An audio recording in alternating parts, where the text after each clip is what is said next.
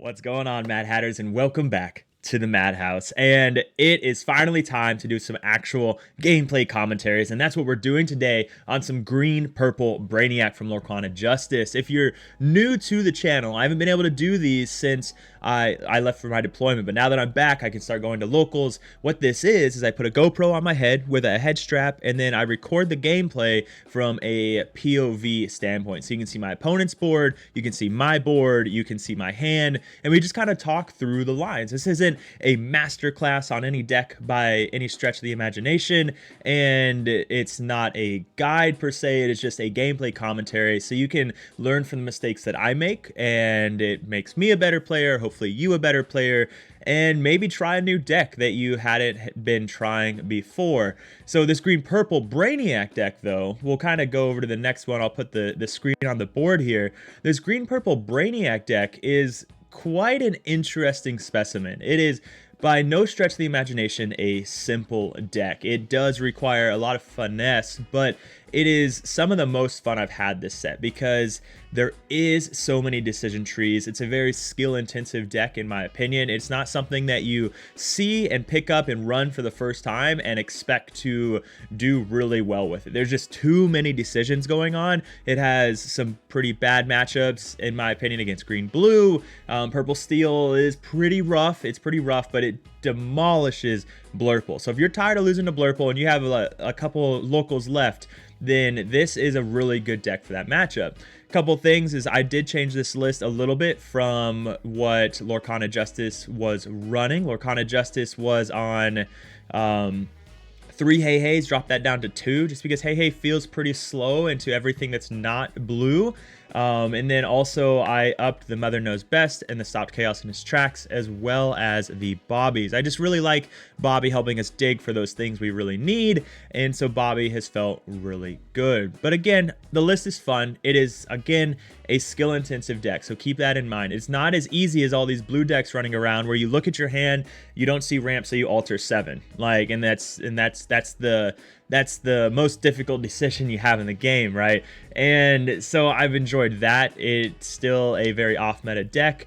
Keep in mind, a lot of your games will go to time on this. If you end up in a best of 3, you will probably end up drawing. So that can be pretty rough. You have to win in your first 2 games, or you have to play really quickly if you think that you're going to go to a best of 3. So that is something as well. But let's go ahead, we'll get this out of the way, we'll bring the game up and get going. I do have this on 1.5 speed because the match is a little bit longer because it is a slower deck. Shout out to 20 Lore for this absolutely gorgeous playmat. Beautiful playmat. But real quick, I'm already messing up a little bit. Let's pull up our hand here and get going. So I'll pause it on the hand so we can kind of discuss what I'm doing, because what I'm looking for in this deck is the Clarabelles, right? This is blind, so I don't know what I'm up against, but what I want is always Amethyst Chromacon. That is going to be a top-notch card. What this deck is trying to do is draw an infinite amount of cards, so you can eventually just bend to my will your opponent and just control the board. And that's why it's so good against Blurple, because they give you infinite amounts of ink and you can just build these massive boards. And that's what you're going to see me actually do to win both of these games. Spoiler alert. But you see my hand, I want to see the 3 cows, 1 cost, 3 cost, 7 cost, so I can guarantee the shift. I want to see some shift 4, so either Mother Gothel or the Cusco, and of course I want to see the Amethyst Chromacon. On the draw, I do want to see Hey Hey if I'm against a blue deck, but this is blind. I do not know what my buddy Vince is running. Shout out to him. He's our local amazing judge and just a great all-around guy and player. So definitely was not sure how this match would go, but I am on the play as well, so that is important. So looking at my hand, I'm not unhappy about the Bobby. I could keep that and be very happy, and you'll see that I do in fact put it back in my hand. So I'm happy with that decision. Keep the Mother Gothel because I have that shift target, and of course keep the baby cow, hoping to find the other 2 baby cows. So we'll skip ahead a little bit, get out of this shuffle. All right. And we go ahead and start by inking a 2-cost Mother Gothel and playing the 1-cost cow. and then turn it over to my buddy Vince to hopefully find out what he is running on that Bucky Flaversham mat. And he inks the bin, the 4-3-2 bin, and plays Rafiki. So now we know we're up against Blurple, which is a matchup we are super favored into, so I'm really happy about that, and we'll see how things go. I ink the Big Cow to play the Mother Gothel. This could have been a slight misplay. One of the things you really want to do is you want to, same with green-blue, is you want to get down those big cows and then let them Hades your big cow, and then you can just replay your big cow again with all that ink. It's a little bit different in green purple because you have all these lower cost cards and you're not ramping and things like that. So it can be pretty greedy to keep that second Clarabelle. So that could have been a bad choice, but I think in the end it's perfectly fine. He goes ahead, inks a second bin, plays a sail, gets his turn 2 ramp, and it's off to the races now, so to speak. Inks the unknown. Top deck has stopped Chaos in its tracks. Play the Bobby so we can always draw first and get rid of the second Bend to My Will, leaving us with 1 left in our deck and 1 in our hand. But at this point, my hand is feeling pretty, or my board is feeling really good. I need to see an Inkable here. That's going to be incredibly important. But my board, I really like this board. It gives me access to the shift targets. It gives me access to everything I need to see to really start controlling the game. Top deck a little cow, awesome. Get the card draw. We need an Inkable. We get the Inkable. Things are working out for us despite top decking those 2 Bend to My Wills. Thank goodness for Bobby, right? But this is a really good spot. Now, one thing to note here is I do get the early questing in with the Bobby and the Cusco. So that is potentially a massive misplay, because the reason for that is that if I left all of that, like I know next turn, I'm able to shift the cow. There's nothing he can do to stop me shifting the cow. So if I had left those cards available, I could potentially, with the Bobby as a 1, Mother Gothel as 2, Clarabelle as a 3, and Cusco as a 2, that's 3, 4, 5, 6, 7, 8. I could potentially sing Under the Sea with just those characters. So that's something to note. That could be a possible misplay, but again, getting the early lore into this matchup is not a bad choice either. So I could have stood to be a little bit more patient, and that's one thing with this deck is you want to be patient. He inks Hypnotic Strength, plays a Genie and a Rafiki, which is a pretty good start. Takes out my Bobby. I shift the Clarabelle though, which we knew was going to happen. Just needed an Inkable, and then the Cusco, should have readied it, right? I should have readied it at the start of my turn. Forgot to. We missed the 1 lore, so we go and do it. Guys, it's locals. Calm down. It's fine. You don't have to take locals that seriously. It'll be all right. We get my draw off of the Big Cow. He moves the 1 damage from Madam M Elephant to the Big Cow, and at this point, he just needs to see Elsa. And if he sees Elsa, he's in a really good place. So he does go ahead and dig a little deeper, which tells me he probably doesn't have Elsa, so that's what he's digging for. Big fan of this card in Blurple. Second Star to the Right is arguably better because you get those 5 cards, but dig a little deeper can be a great way to just dig for that emergency answer. In this case, finding the 5-cost Elsa. So 5-cost Elsa would require a 2-for-1 trade, which isn't too bad, but it does stop one of the strongest cards in my deck. So there's that as well. And as you can see, he finds the 5-cost Elsa. He makes the 2-for-1 trade, loses both of them. And then now I'm in an awkward place. I top deck the Mother Knows Best. So at this point, what I need to do is stall. That's the name of the game, because I will win the late game every time against Blurple. So I just need to get to the late game, and I'm missing some really key pieces. I'm missing the Amethyst Chromicon. I'm missing the Big Cow. Massive misplay there. All right, I don't know what I was thinking, why I did it this way. I sung Mother Knows Best with the 3-cost cow for whatever reason. What I should have done with the 3 untapped ink is hard cast both the Mother Knows Best and quested with the 3-cost cow. Life goes on, all right. But looking at our hand, it's not awful. It's not great, but it's not awful. Bend to My Will means we can keep things going if he gets a little out of control. Draw, luckily, his hand, not the best either. 1 Genie and passes. So now we have a couple options. We could, You're Welcome My Own Character. We could ink and bend to my will, which we go. The other option would have been to just ink or just play Mother Gothel and bounce the genie, which wouldn't have been a bad option. But at this point, it brings us both onto the same field of play with you have one character, I have some characters. Let's get back on this track here. But now I get one of the biggest pieces of my engine, which is that Amethyst Chromacon, which feels awesome. All right, so now here we have a choice to make. We could either exert the Chromacon and we both get a draw, but I'm limited to how much ink I have at this point. So if I was to wait till next turn to do the Chromacon, then what that means is that I have all of my ink available to actually use Chromacon. Whereas if I use it right now, then he gets that extra card to use with all of his ink. So I think the better play, which I don't do, spoiler, is do not use Chromacon here. I should probably just wait, but one of the biggest things with this deck into Blurple is you play Chromacon and you always exert Chromacon. So that's something as well. Well, you always exert it to a certain point, right? Until you bend to my will them. So couple options, but I think the better play would have been to wait to do it when I had all of my ink available. But that's okay. I also probably shouldn't have quested with the Cusco, but I really wanted to draw, so... But here, we do shift the Cusco so he can put a character on the bottom of his deck, and he gets to draw, which feels really good for us because, again, we start controlling the board, and we're fine with that. And then here, we can quest. He keeps the Rafiki so we can actually trade into things, whereas Genie wouldn't have had that capability. Now, he did not have Bell because he lost Bell in the Bend to My Will, so...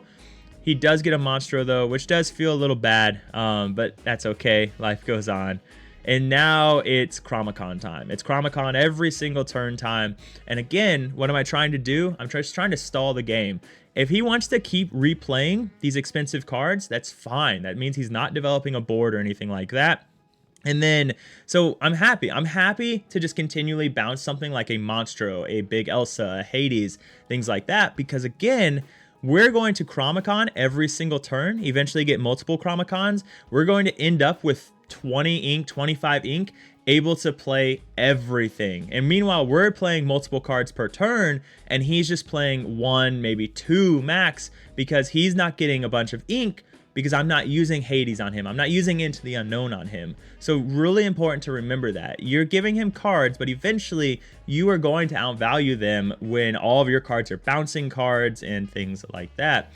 So here we can get the Rafiki down and we can get the Mother Gothel down. Again, I don't care if he wants to play Hades again. Not when I'm drawing 3 cards per turn and what my cards do when I play them. So he takes the Hades back, and I can quest here with Cusco if I'd like. Again, not upset with that, because if I quest with Cusco, then he can play Monstro or he can play Hades.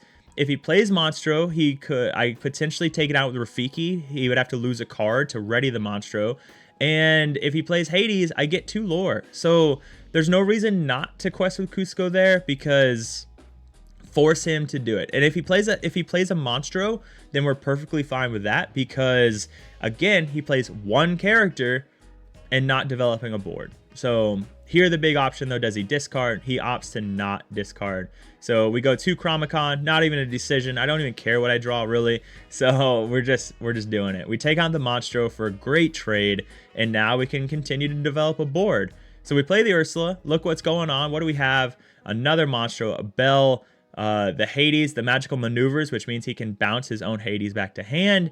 And then now we can develop a Clarabelle, or something even better, you're welcome, our own Ursula. And this feels great because, again, I'm looking for engines. I'm looking for a big cow. You'll notice my hand is much smaller than his hand because he's been playing Hades and Monstros. And so I need a big cow. I'm looking for another Amethyst Chromacon. Anything, again, stalling the board. That's the name of the game here, is stall the board so we can do stuff. Play the little Clarabelle. And the question is, do we quest? We do.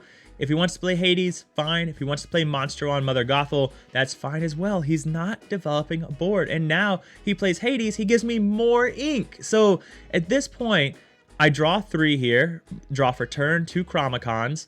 And again, just digging a little deeper, trying to find the big cow. Game is over. If I can just find big cow, we are in a phenomenal position. But here in Mother Gothel, I'm able to bounce another card if I want. I can play Ursula. I'm at 14 lore, so every single lore counts at this point, so that's really important. So again, I'm developing a board every turn. He's not, because I keep bouncing it back. So no songs, that's perfectly fine. We didn't really play Ursula to find songs. That wasn't a concern of mine. I played Ursula because every lore matters here. Go ahead and Mother Gothel. He can bounce the Hades or the Basil, and he opts to bounce the Basil because, again, he recognizes he's not developing a board here. So bounce the Basil so that next turn he could do something like Hades plus Basil, and then keeps a Hades on the field. Also, he has the magical maneuvers, so he can do something like that in the same turn, and the Basil is easy ink. So he has a couple different options here, but again, like I'm doing really good. I'm high on ink right now. I'm on like 10 ink at this point, feeling pretty good, and I haven't even had to do a lot of inking myself.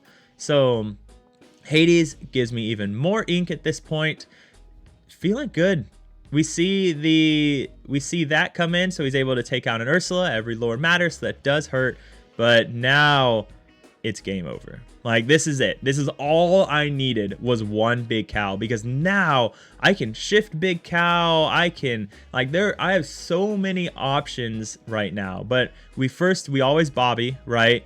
I'm about to play it. You see me move the ink, and I realize, wait, let's draw a card first. You always draw first, right? So we play the one Bobby to look what we've got, and Cusco is top tier draw, because now I can clear his board, which is awesome. Absolutely broken, because I can clear his board. He has to draw 2 cards, and it's going to feed my big cow even more. So if you don't see the writing on the wall yet, you're about to see the writing on the wall, and why this deck is just so good into Blurple. So we shift the Cusco, or shift the Clarabelle. I bounce the Hades, or I bounce the Basil, because I want the Hades to go to the bottom of the deck. I don't want him to continue to have more Hades, even though I do know he has one in his hand. And here I draw 9 cards. I draw 9 cards off of this big cow, and that's what I mean by the writing on the wall. That's why you Chromicon every single turn. That's why you just try and stall until you get to that point where you can just do something like this. You made him play all of these expensive cards, and sure, he clears all of that, but he just gave me 3 more ink, and I drew 9 cards. That means I can pretty much play whatever I want that I draw here. So yeah, it just gets so nasty, so very, very fast, and you can kind of see how, because here I now have enough to Cusco and bend to my will in the same turn, as well as draw 2 more cards off of Chromicon. So yeah, it just gets nasty, right? We draw 2 cards, we go ahead and do the 7 for bend to my will, which he knows is coming, and then I drop really whatever I want. So drop the Hey because it's questing for 2, so that does a little bit more for us. And what's left that he could possibly top deck, and Big Elsa's one of them. So here, hold your pitchforks, okay? I do ready those characters for a second before I realize, wait a second, they're frozen. I am going to fix it, okay? Hold your pitchforks, ladies and gentlemen. It's fine. It's fine. So, but we're looking at this hand. We've got all the ink in the world. There you see I fixed the Hey and the Cusco, and I can just lay out my entire hand. And again, what can he do to stop it? Like, this game is over. He's essentially just... We'll talk about that.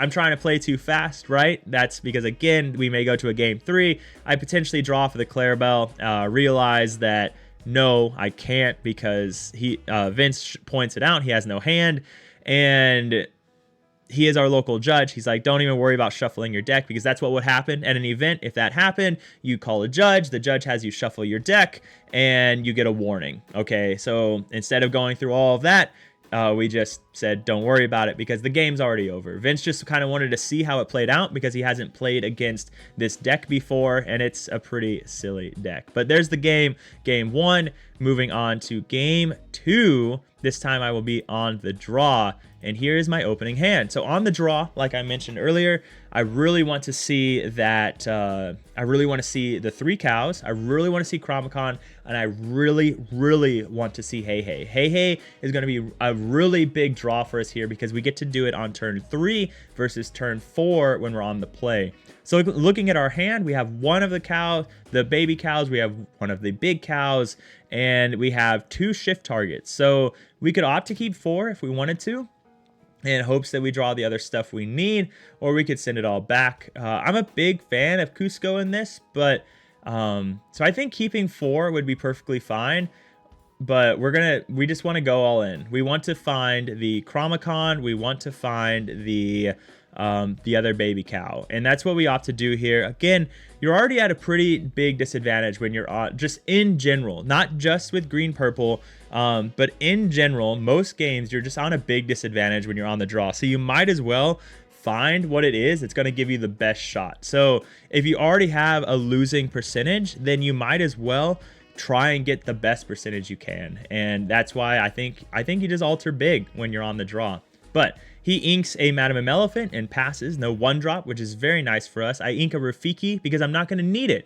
Now, if he had played a 1-drop, I could play the Rafiki to stop him from getting early lore, but where he has no 1-drop, the Rafiki, just ink it. You don't need it, especially in this matchup. It serves you no good to actually play a Rafiki that's just going to sit there and do absolutely nothing when you might need that ink later on. So really important to see. That's really important to see and notice when that is something you need to do. The one caveat is that Rafiki plus Shift Cusco is enough for Under the Sea, but this isn't an aggro deck. I know he's not going to quest out super fast, so just ink the Rafiki. You don't need that card, and you might need that inkable. So here we play the 2-drop Cusco.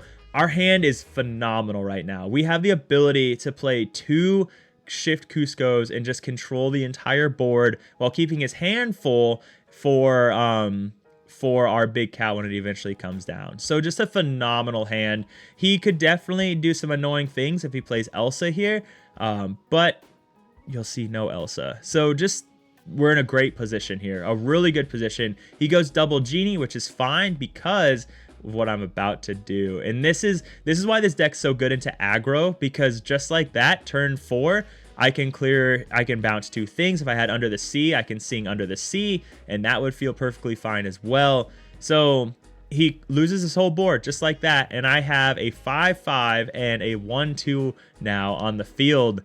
And that's pretty nice. That is really nice. So here I'm on 4 ink. So I'm a little ways away from the big cow, so that's important to note.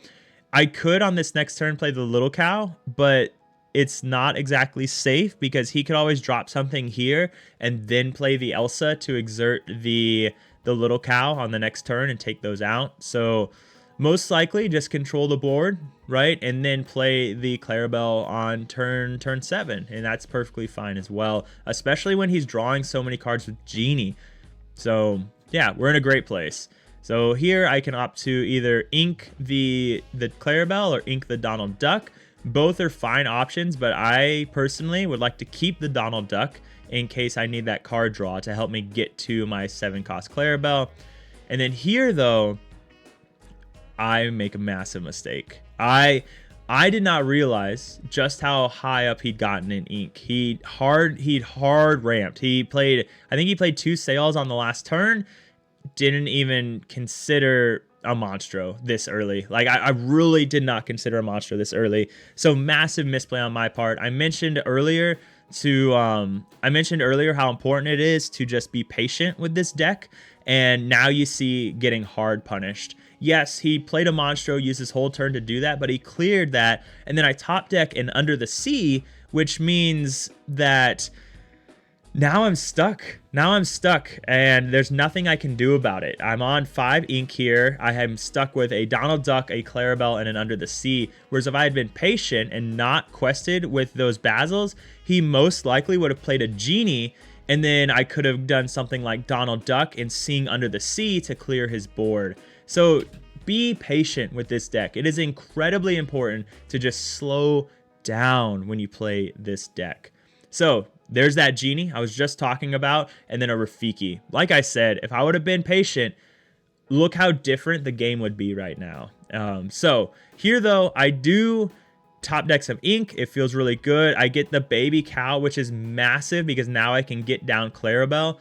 There is an argument here that I could have not inked the Amethyst Chromicon because of how important it is in this matchup, but I just needed to get things going. I needed to try and sing Under the Sea here to help control the board because he's questing for so much. But he played Big Elsa, and now we're in an interesting predicament, and it's getting really dangerous, and we have to make a choice. We have to make a pretty big choice, and now we have a couple options, right? So if we look at my hand, we are on 6 ink at the moment, and I could Mother Knows Best to send Elsa back to hand, because right now he's showing 11, 12, 13, 14, 15, 16, 17, 18, 19 on board. So I definitely cannot let him keep the Big Elsa on the field. But if he plays Big Elsa, he's going to continue to freeze my board. So, and I cannot sing Under the Sea yet, which is really, really dangerous. And again, you see me getting punished because I wasn't able to ink that Under the Sea that turn.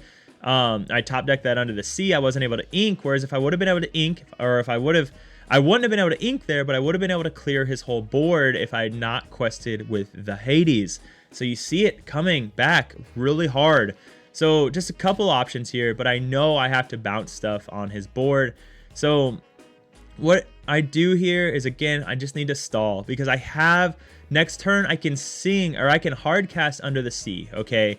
So if I just continue to bounce his Big Elsa, I will give myself time to be able to sing Under the Sea and slow things down. You have to remember, Blurple has 0 reach in their deck anymore in set 9. So that is really important. So here, I'm expecting him to take the Big Elsa. That's what I'm hoping he does, is take the Big Elsa back to hand, continue to freeze my board, continue to quest out with his genies and all of that. And we'll see, and that's exactly what he does here, because now he's able to go 11, 12, 13, 14, 15, 16, and I don't have anything, right? So you see him go up to 16 right there, and then here I'm just hoping he plays Big Elsa again. If he plays Big Elsa again, I'm in a position that I can definitely win the game if that's what happens. So again, same thing as game 1. We are perfectly fine if all they're doing is playing 1 Hades per turn, 1 Monstro per turn, 1 Big Elsa per turn, because we have what we need to be able to control things.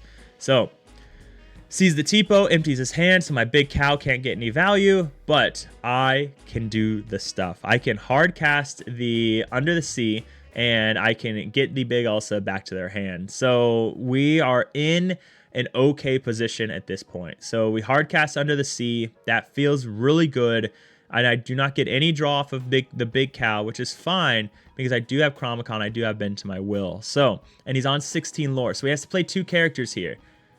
But he plays the Big Elsa. Again, we are fine with the Big Elsa, okay? We are perfectly fine with that. I have the Chromicon, so I can dig, and then we find a You're Welcome. And this is massive because now we can You're Welcome the Big Elsa, so he doesn't get that option anymore. So we can sing You're Welcome on the Big Elsa, we can Chromicon, we can play Donald Duck. Like, there's a ton of options at this point.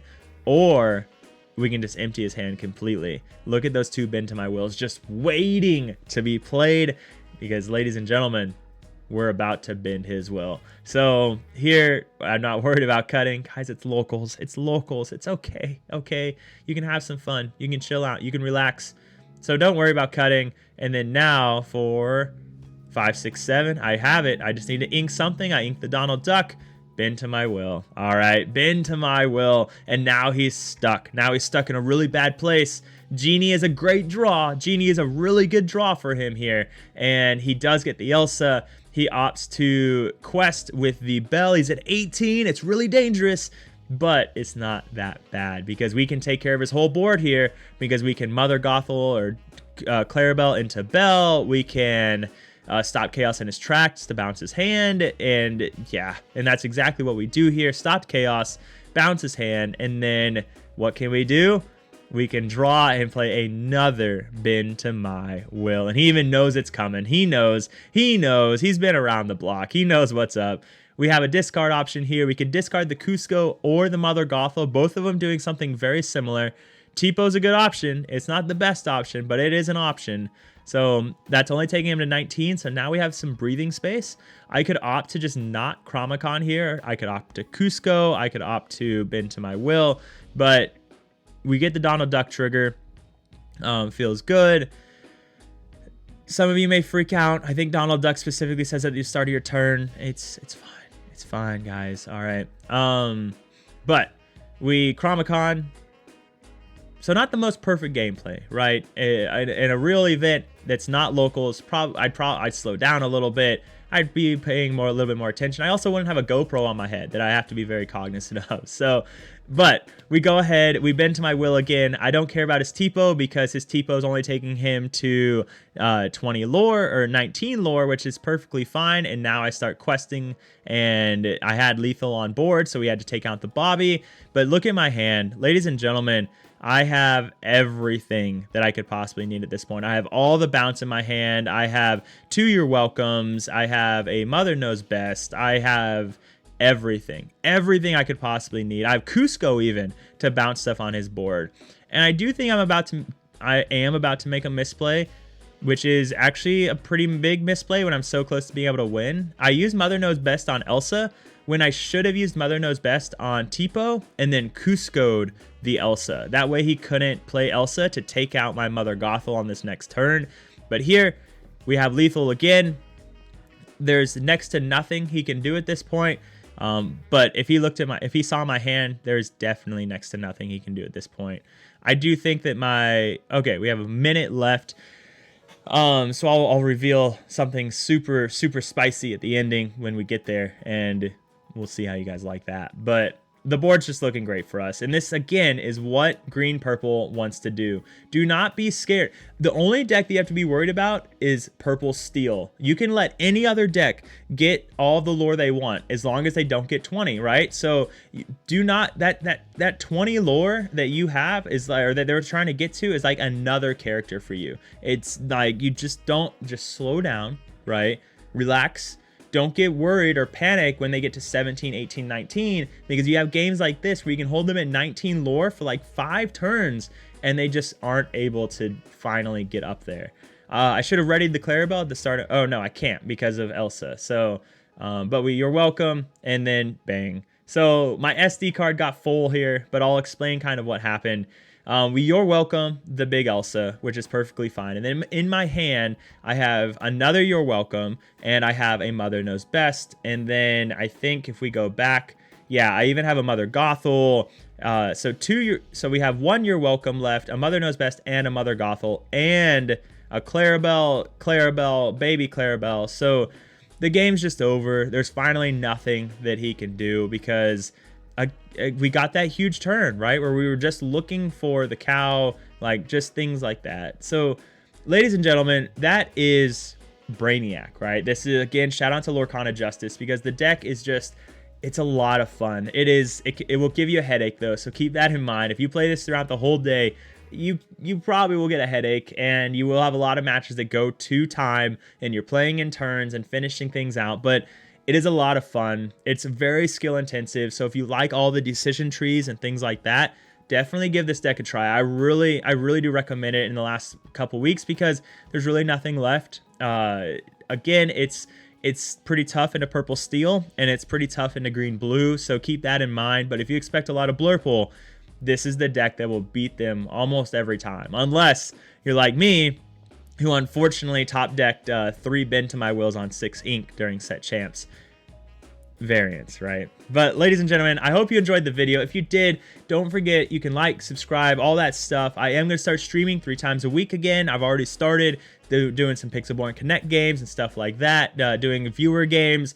And then also, if you want, check out the description to follow on Twitch, join the Discord, all that fun stuff. But above all else, ladies and gentlemen, set 10's almost upon us. Lorcana's about to get a lot more fun again. And remember, stay happy and healthy. I'll see you guys around.